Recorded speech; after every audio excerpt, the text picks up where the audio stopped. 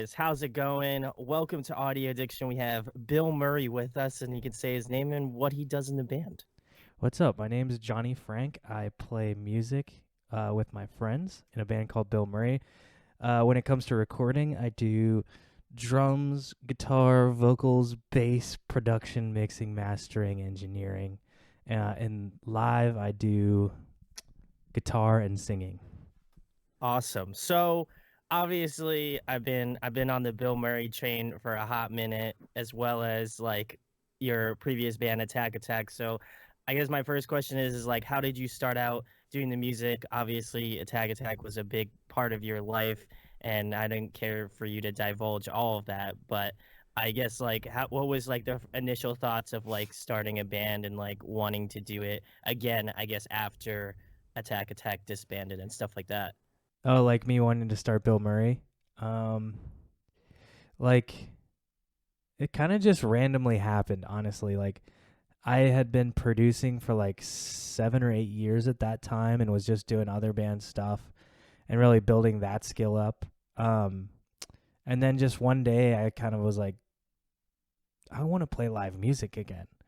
And so I had a friend at the time and I was like, dude, would you ever want to be in a band? And he was like, yeah, sure. Um, but we like, we're trying to figure out band names and Bill Murray came up and it was like, oh shit, we got to name it that.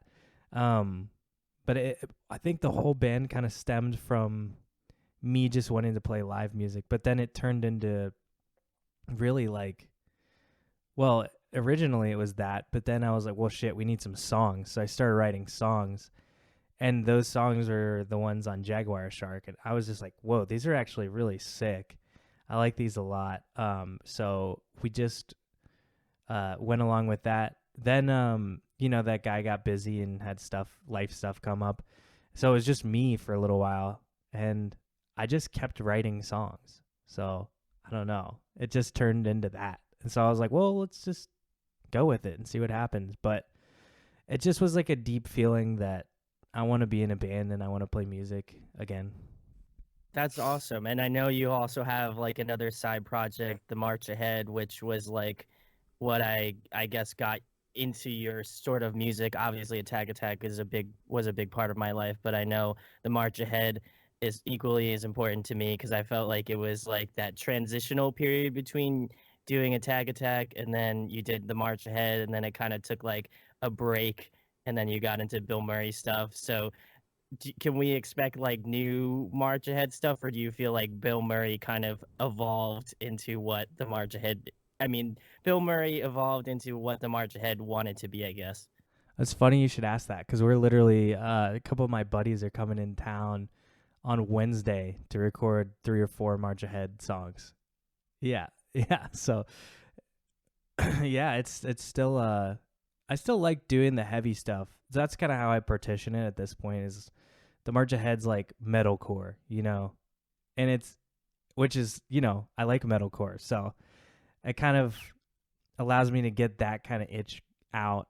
And with Bill Murray being more kind of the creative side of things as far as like just let's try this shit and see what happens. Who knows?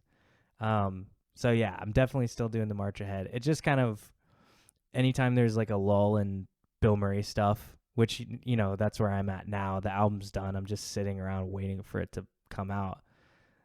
So I had my buddies come over and we're doing March Ahead stuff this week. Awesome, awesome. Well, I'm glad to know that that hasn't kind of fizzled out because like I said, I equally enjoyed both. So I'm glad that in any capacity you're doing music because I felt like as an artist, like when you started doing like Jaguar Shark stuff, I was like, he's still like one of my underrated vocalists, and I'm glad that we finally got something to be arranged. But I guess my next thing is you went on tour. What are some favorite venues that you like played out or like cities you enjoyed visiting and stuff like that? Because I know touring is can be a monumental thing sometimes. It's a weird way to live, man. I got a lot of respect for dudes who are out there 2 3 months at a time because it's not easy. I don't know why. It's like it's not physically hard, but it's like mentally draining on you. Um, But what I try to do is keep it to be like a week long, so I just view it as a vacation, you know. Like no one wants to go to the beach for a fucking month cuz that would suck. But like going to the beach for a week is like sublime. So we that's pretty much what we stick to. One of the interesting things I saw on this tour was actually uh how different each city was, especially over in the East Coast. Specifically when we went to Philly, it was like everyone was wearing some sort of sports merchandise. Everyone was like, everyone talked like, you know, pretty fast, and everyone like was pretty solidly hammered by the time we went on. It was so funny. It was like Philly drank far more than any other city we'd played. Yeah, which is awesome. You know, playing to a hammered crowd is way better than playing to a not hammered crowd. And the excitement level was like, I felt like it was pretty. I mean, I can't speak for like the rest of the dates, but I felt like it was pretty strong in Philly. Like, I feel like people were like pitting really hard, and you're feeding off the energy, which was really tight. Yeah, it was an interesting show because there was like all kinds of feedback issues for every band. So it was like this weird juxtaposition of people going super hard, and then you get close to the mic and it's like, woo, fuck, I can't sing. But I mean, honestly, we pushed through it and made the best of it and all had a good time. So I don't think people really gave a shit other than, you know, a couple people, but like and and me. I'm like, fuck, I want to sing, but I can't get close to the mic. Keeps feeding back. But yeah, I mean, it's like it's not a big deal. There's just that shit'll happen sometimes. But so Philly was like that. Um, then there was like Cleveland went super hard. Massachusetts actually went really hard too. They didn't party as hard as Philly, not even close. But it wasn't even close. I don't even think there was a drunk person there. But yeah, it was very interesting to just note the differences between all the cities and see how people live. Even in when we played Long Island, New York, people just were so fucking loud. Like, it was really funny because like in Long Island, in between songs, there's just people talking so loud, which I like. I want people to talk to each other in between songs because it's fucking awkward when they don't. So everyone was talking super loud, and I had actually like difficulty understanding what people were saying when we were like walking around because it just they talk so fast and they have such a thick accent. I was like, I don't what? So yeah, huh? Oftentimes, and then yeah, that's pretty much it. But the shows were crazy, man. They were better than I imagined they would be. Like we had a couple shows where it was like almost 300 people. And we've never played these places before. So when I go to a new place, I'm like, if there's 30 people who give a shit about you enough to clear their day and come out to see you, that's huge, let alone 300 people. So, I mean, overall, it was a really dope experience for sure. Well, I'm glad the words of Bill Murray are coming around to a city near you. So you should definitely go see him because he's ripping. And also just the memes, man. I was totally about that. So I don't want to spoil anything just in case other people go out and see you, but I hope you keep it fresh with the memes and the set. I feel like they were on point. You got to use humor, man. I don't know. Well, that's just one thing I appreciate a lot. I love humor. So I was just like, why not throw it into the set? I always feel really, really uncomfortable when a band is very serious on stage. I don't know why. I mean, I think it's cool if they do, but it just makes me feel weird. So when someone tells a joke, it kind of brings everyone together and like everyone kind of chills out and starts to have a good time. And yeah, so It breaks the ice. totally. Yeah, there's no ice breaking if there's no humor for me at least. So I agree. I agree. Well, my next thing, Johnny, kind of to follow up the venues, what was the last show that you attended that you didn't play, like that you just went to for fun?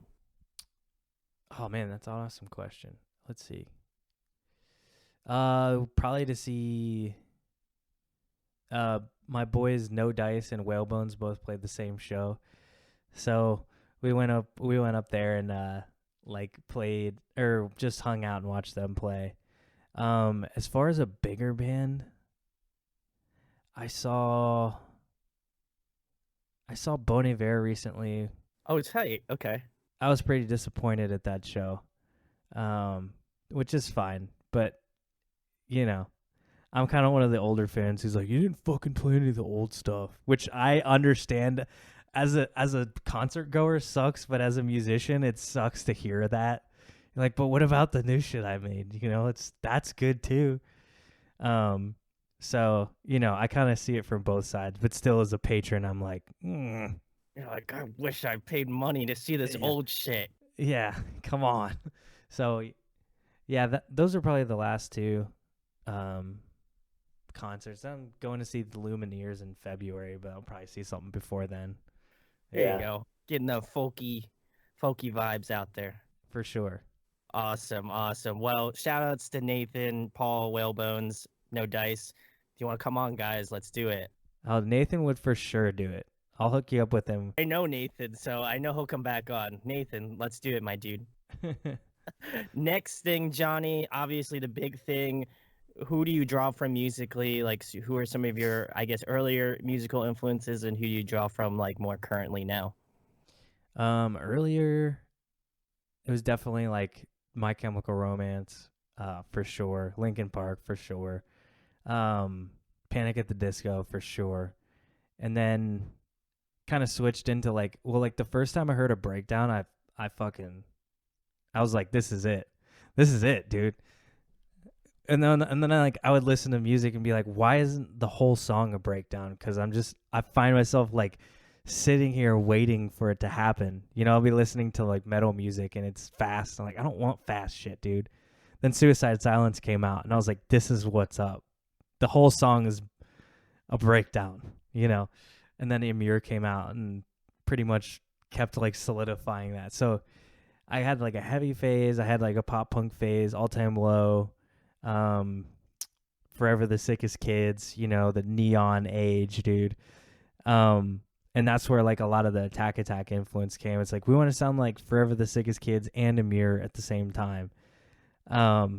And like those were the main influences we had. I would say as far as influences now, honestly, I listen to like country music and Bill Murray pretty much. Um, I try to stay up on what's going on. I feel like Casey Musgraves has got a good album. I feel like who is that? Uh, as far as heavy music, I think Turnstile is doing it right. Um, they're like super unique. I'm trying to think. Like, I listen to a lot of rap and stuff too. I think I think as far as creative stuff that's enjoyable to listen to and sounds unique consistently, rap is just they're just on another level.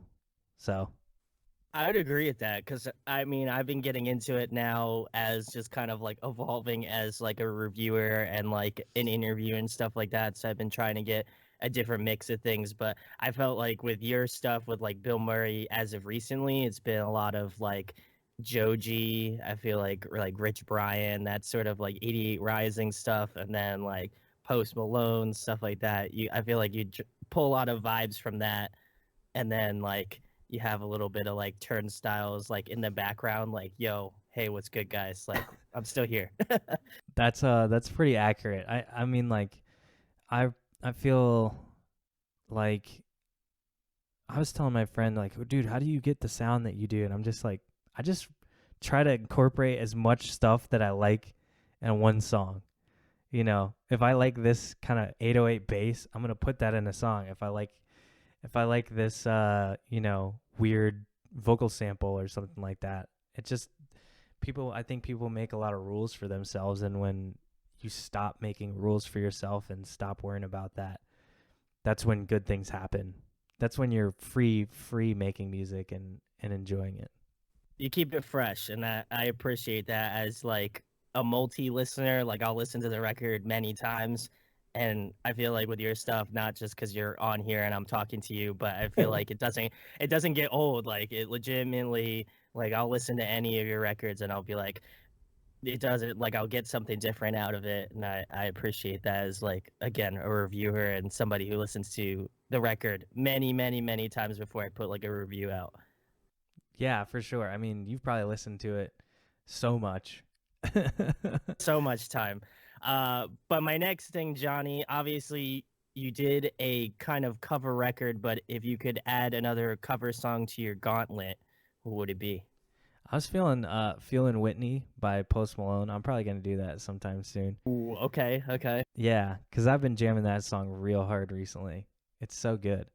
I wish he would do like I wish Post would do like a full folk album because I think it would be so good. Or just like acoustic with a little bit of like minimal kind of trap stuff in there. I don't know, but I'm sure he will. I'm sure. I think he's close. Like he's had like three kind of trap albums. I feel like he'll start getting more into his experimental phase. Yeah, because I'm sure he's probably getting sick of it. So Who knows? Who knows? Well, we've just given him maybe a brilliant idea to possibly do so. Make sure you give that Johnny Frank that credit, you know? My next thing, Johnny, obviously another fun question. Favorite food to eat? What's the go-to? let's see. Style of food or just food in general? Dude, I feel like style of food. I feel like that would be more interesting. uh I go through like phases of food where I become obsessed. Like I was like cooking there's like a time where I cooked fried chicken every single day for like a month. But right now I've been on that ramen game pretty damn hard, dude. Pretty damn hard.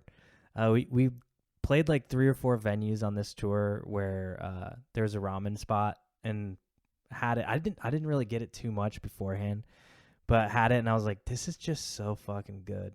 Like it's just so good. So yeah. So I've been kind of craving that more often. But honestly, like every day I eat chicken, rice, and veggie, something like that. Um, yeah. And then my wife's been like baking sourdough bread, so I've been having some of that too. Man. And also I gotta say, I've been seeing you on that Bon Appetit game, so I had to give the shout out to that because I feel like not a lot of people low key watch that, and you got to because it's great. I'm deep in the Bon Appetit game, dude. A whole conversation about Bon Appetit, my I dude. know. I watched Claire remake all those like gourmet treats and stuff. I'm like, boy, this is. It's I don't such a know if this genius collab would idea. ever happen, but like if it did, Let's go. Yeah, dude. I always get we try to get the candy or whatever she's making and eat it while we watch the episode. It's like an event, dude.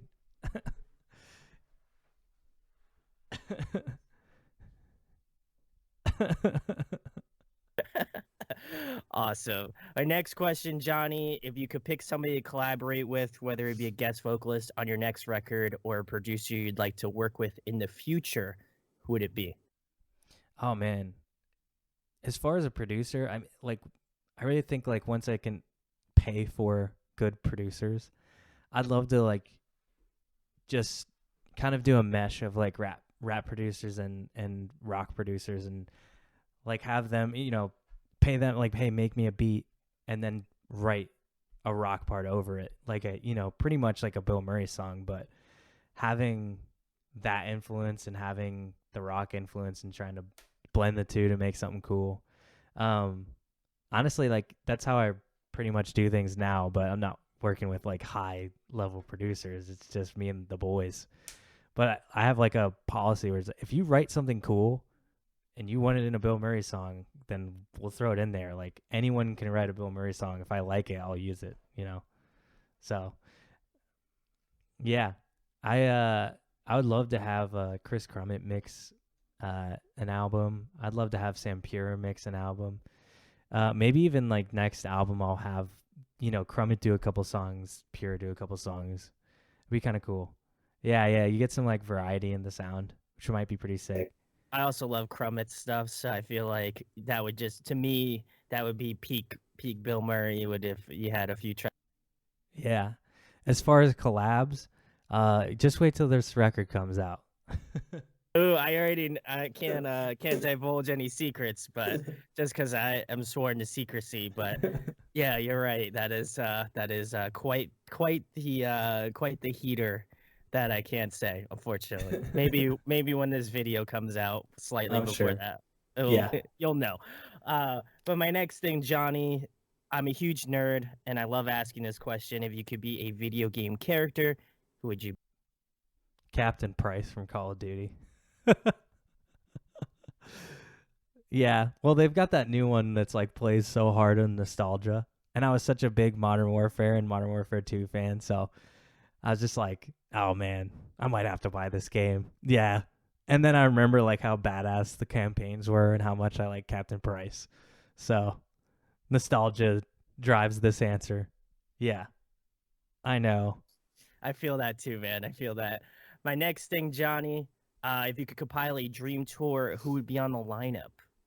Dance Gavin Dance, The Story So Far, and Bill Murray. And then Turnstile too.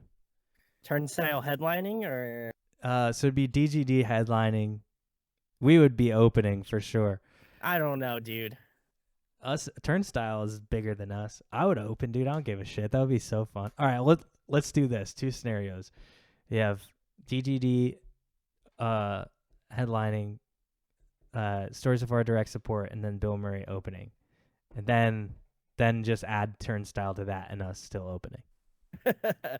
Okay, I like that. I'm down with that. That would actually be a sweet tour.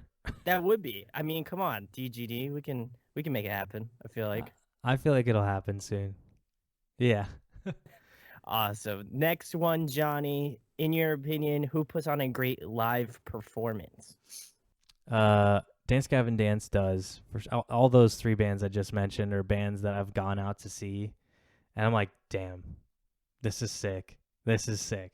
Like, I remember when I first saw Turnstile, I had no idea who they. I think I heard like Gravity once. I was like, oh, that's pretty cool.